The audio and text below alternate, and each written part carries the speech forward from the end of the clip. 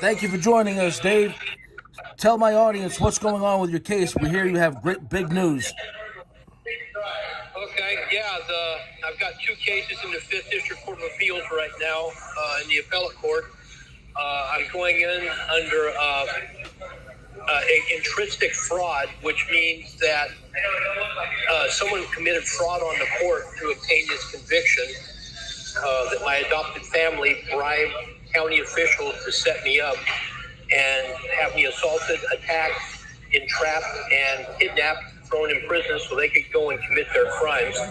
Intrinsic fraud is where they have perjury or false evidence admitted into the court, which also happened in my case by my adopted family. But the court system doesn't recognize intrinsic fraud to overturn a conviction, only extrinsic fraud. And I'm on my 78th petition right now, my 78th habeas corpus petition before the 5th District Court of Appeals. And I'm trying to get them to re-look at my case because they misstated the facts on the opinion of my appeal. They stated fraudulently that David Reinhardt she received an irrevocable trust. And recently, since the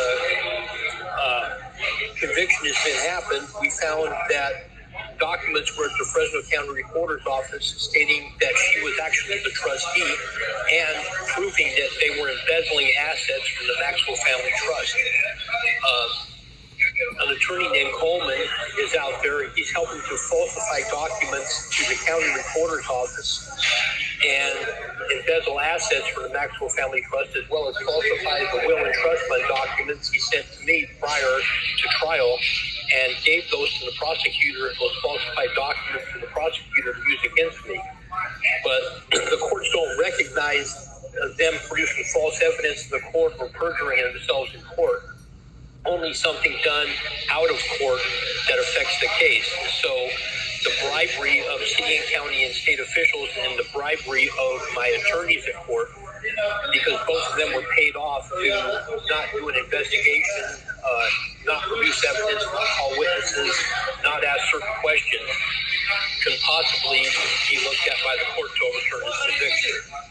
So the 5th District Court of Appeals in Fresno has recently accepted the habeas corpus that I filed and a motion for recall of the remitter on appeal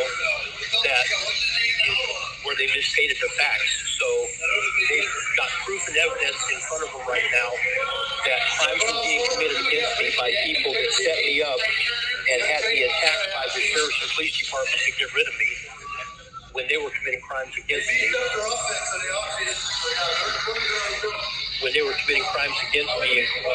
Prior to me going to the feds to try to report my U.S. Treasury savings bonds stolen. So we'll see what the federal court does with it, or the 5th District Court of Appeals does with it. Well, the 5th District Court of Appeal in Fresno has been suspected to be notoriously corrupt, right? Yeah, they've denied over a dozen petitions that I've filed so far, and they won't hear cases. They're ex-Fresno County Kangaroo Court judges who are ex-Fresno County district attorneys, and they tend to cover and conceal any kind of misconduct that's going on in Fresno County Kangaroo Court. Hey, can you guys quiet it down, please? Hey, can you quiet it down, please? Thank you. They don't hear cases. They just sit there and absolve Fresno County of liability and cover and conceal prosecutorial misconduct and criminal misconduct for Fresno County employees. The federal court in Fresno is the same way. Right, and I know that I was out in Fresno a few times since I got released from prison, and I know that court is about very close to the county court, proximity-wise, and that they're all part of the same legal community. Now, you said there was a lot of corruption and that your family was able to pay off the people in the beginning of this. What proof do you have that there was payoffs and bribery?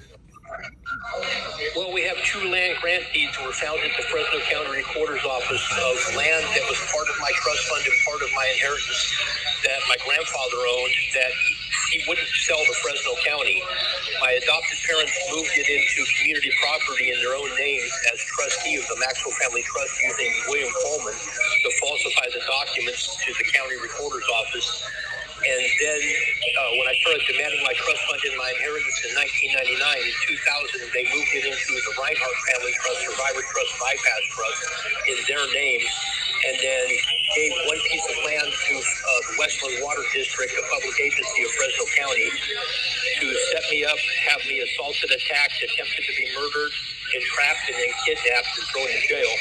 And when Fresno County was refusing to file police reports, refusing to investigate the crimes being committed against me, which they had proof that were happening at the county recorder's office, and they were discrediting my testimony and sending me to prison for the rest of my life, my adopted parents then gave them a second piece of land to the Westland Water District of Fresno County. We don't know how much money was actually paid also, but I do know that we have two pieces of land that are huge tracts of land that Fresno County wanted that were given to Fresno County to do this. And the 5th District Court of Appeals has those land grant deeds in their possession right now, along with the grant deeds of where that land came from, that it came out of the Maxwell Family Trust, Trust B, which is my trust fund, and the other part was out of my inheritance. And they have the documentation showing that Mary Reinhardt was the sole trustee of the Maxwell Family Trust. Dave, the Maxwell family adopted you, and the Maxwell family are Masons. Is that correct? Yeah. My grandfather ran the Masonic Temple in Fresno, and his daughter couldn't have a child, so he went through the Masonic Temple and arranged my birth with a guy that was on his way to Vietnam, and my natural mother, who is named Claudia Balch. They put those two together in the Masonic Temple event. He got her knocked up, and the Masonic Temple went to her and said, give up the kid to the Masonic Temple and go away to school for a year, and you can keep from falling from grace and remain with the other stars, or move up from Job's daughter to Eastern Star. So she gave me up to the Masonic Temple, who gave me to my grandfather, who gave me to his daughter, so she could have a properly bred child, and they abused me. My adopted parents abused me. Now, Dave. No adoption agency. Now, Dave, when all this transpired, you had a falling out with your sister. We're going to name her here because your sister is your sister, Marissa. So we found out that Marissa has one of the most valuable homes in California and in the United States. I think her home is currently worth about $40 million. And we allege and can show that a lot of that money that she's using in gold, her and her husband are using, were actually stolen from your inheritance. And then you got set up and put in prison as basically an innocent man. You shot a police robot that came into your house when you went into Fresno to claim your inheritance, and you found out that the documents had been counterfeited, obviously in a not very obvious way. Yeah, she's been involved in this. She's involved with that attorney Coleman. She became the trustee of the Reinhardt Family Trust, Survivors Trust, Bypass Trust, and moved all the assets from the Maxwell Family Trust or whatever was left into her name.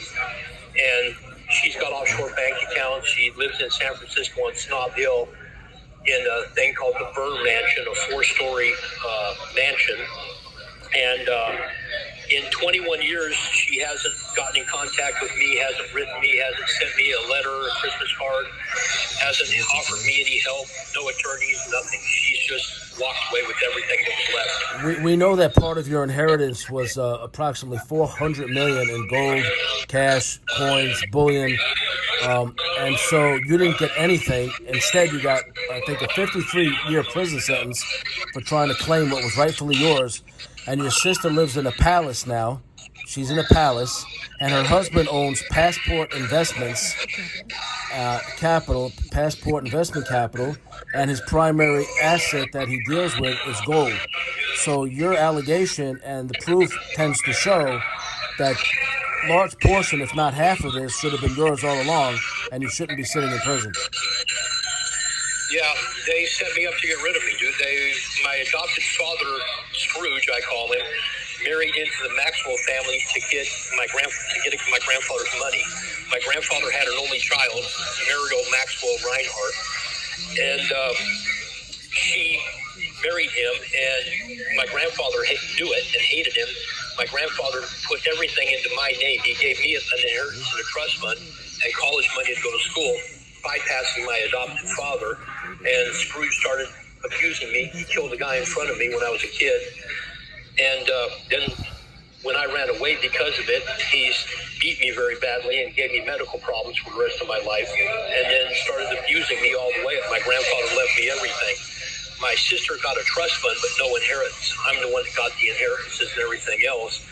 And they all got together and said they're taking it. And they set me up and bribed the county to have me assaulted, attacked, attempted to be murdered. So your sister, your sister and her husband, John Moran, and John Burbank of Passport Capital, San Francisco, allegedly, and it appears from all the evidence, embezzled your inheritance to be some of the wealthiest people in the United States right now while you're rotting in prison. Yeah. She's putting it in offshore bank accounts, putting it in foreign countries, buying land, buying businesses. They're laundering the money through wills and trusts. Scrooge, my adopted father, said before this happened, I could try to sue him and my adopted mother to get my trust fund and my inheritance, but I would receive nothing. When they die, I could try to sue my adopted uncle, my adopted cousins, and my adopted sister, but he would ensure I receive nothing.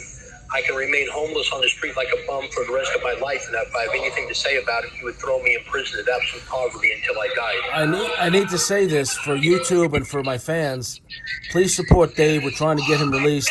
He's been in prison over 20 years. He just got a 15-year denial on parole, and that we would not have him on the show if he didn't have the evidence to support what he's saying.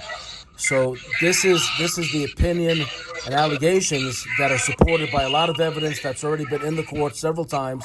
The courts are not giving this man a fair hearing. Dave, do you want to say anything else in the few seconds you have left? Yeah, you guys have a good day, man. It's going to shut off in a few seconds, and I appreciate all your help and everything, and I'm just trying to get justice. The state just doesn't allow justice. It's worried more about finality of judgment against a person than it is injustice, and it's a kangaroo court system. So have a nice day, y'all. All right. Shutting off right now. Goodbye. Give us a call, Dave.